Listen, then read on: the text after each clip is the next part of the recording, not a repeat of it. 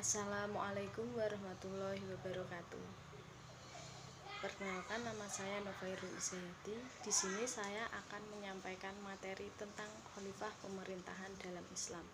Untuk yang pertama, saya akan menyampaikan tentang pengertian khalifah. Khalifah berasal dari bahasa Arab khulafa, yakhlifu, khalifatan, yang artinya menggantikan.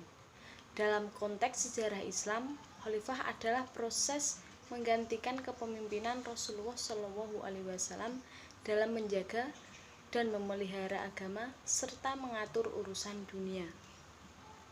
Pada masa sekarang ini, khalifah sama artinya dengan suksesi, yang juga berarti proses pergantian kepemimpinan. Sedangkan menurut istilah, khilafah berarti pemerintahan yang diatur berdasarkan syariat Islam. Khilafah bersifat umum, meliputi kepemimpinan yang mengurusi bidang keagamaan dan kenegaraan sebagai pengganti Rasulullah SAW. Khilafah disebut juga dengan imamah atau imarah. Pemegang kekuasaan khilafah disebut khalifah. Pemegang kekuasaan imamah disebut imam. Dan pemegang kekuasaan imarah disebut amir.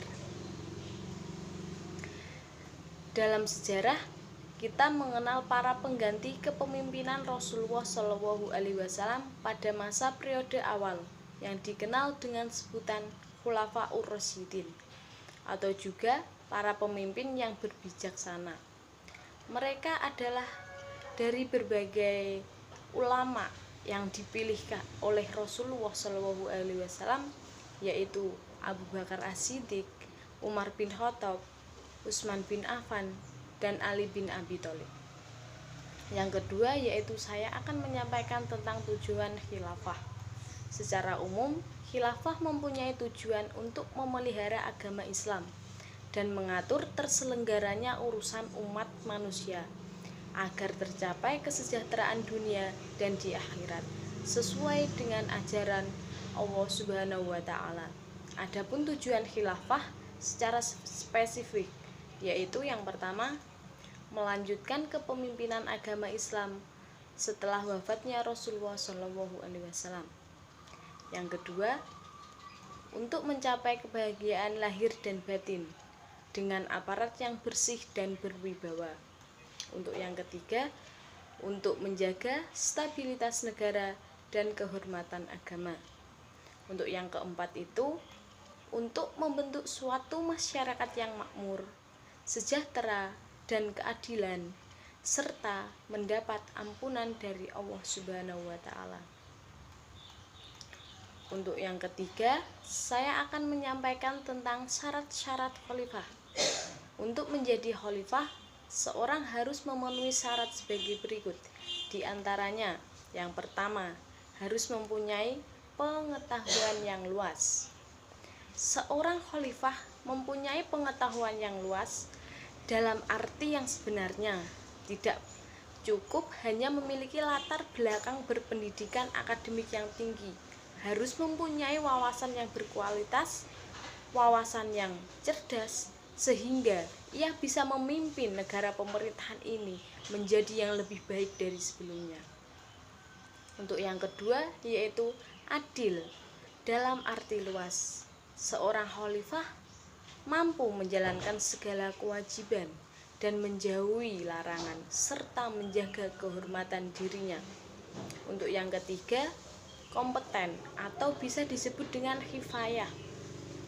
Seorang khalifah harus memiliki kompetensi berupa tanggung jawab, tangguh, kuat, dan cakap dalam menjalankan pemerintahan, memajukan negara dan agama, sanggup menjaga keamanan, semuanya dari ancaman musuh. Yang keempat, yaitu sehat jasmani dan rohani.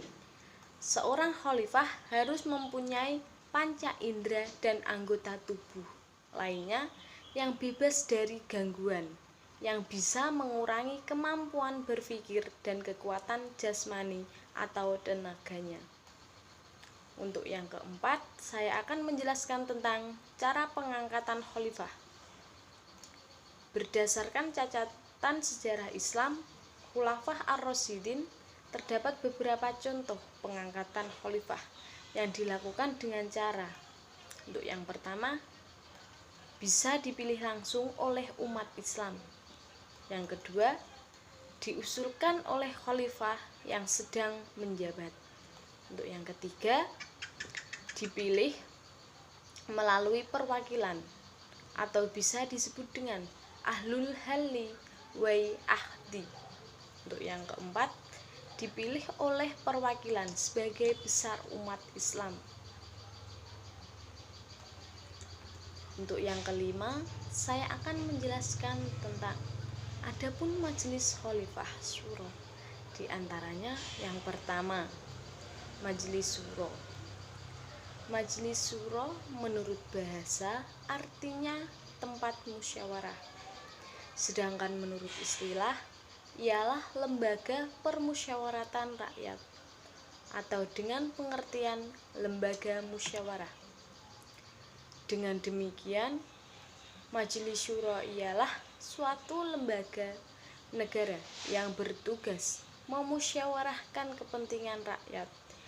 Di negara kita ini dikenal dengan lembaga Majelis Permusyawaratan Rakyat atau bisa disebut atau disingkat dengan MPR.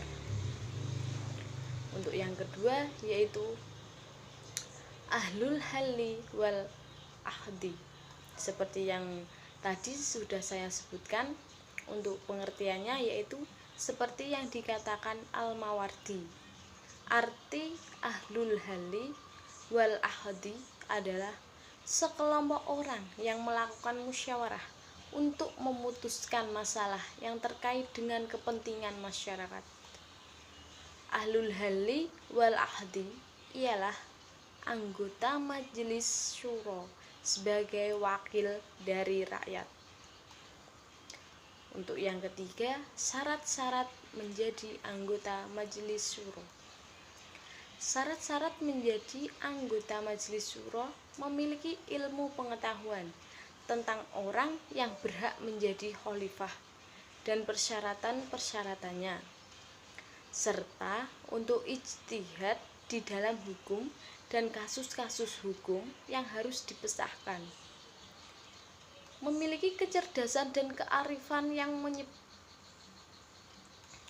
menyebabkan ia mampu memilih khalifah yang paling maslahat, mampu dan tahu tentang kebijakan-kebijakan yang membawa kemaslahatan bagi umat Islam. Untuk yang terakhir, saya akan menjelaskan tentang hikmah khalifah. Hikmah khalifah itu sendiri, khalifah yang ditegaskan dengan tujuan yang jelas dan dasar-dasar yang berpihak pada kepentingan dan kesejahteraan bersama. Pada akhirnya akan membuat masyarakat hidup tenang, nyaman, aman di satu pihak. Di pihak lain justru membuat khalifah semakin kuat dan stabil karena adanya kepercayaan dari masyarakat. Upaya pengendalian yang dilakukan pemerintahan dengan disertai pemenuhan aspirasi rakyat dapat dilahirkan kesadaran bersama untuk mencapai persatuan dan kesatuan dengan tetap menjaga keagamaan, baik suku, agama, ras, dan anugerah lainnya yang telah diberikan kepada Allah untuk kita semua. Terima kasih, sekian dari saya materi yang telah saya sampaikan. Apabila ada kurangnya, saya mohon maaf sebesar-besarnya. Akhirul kalam, wallahu muwaffiq ila aqwamit thoriq. Wassalamualaikum warahmatullahi wabarakatuh.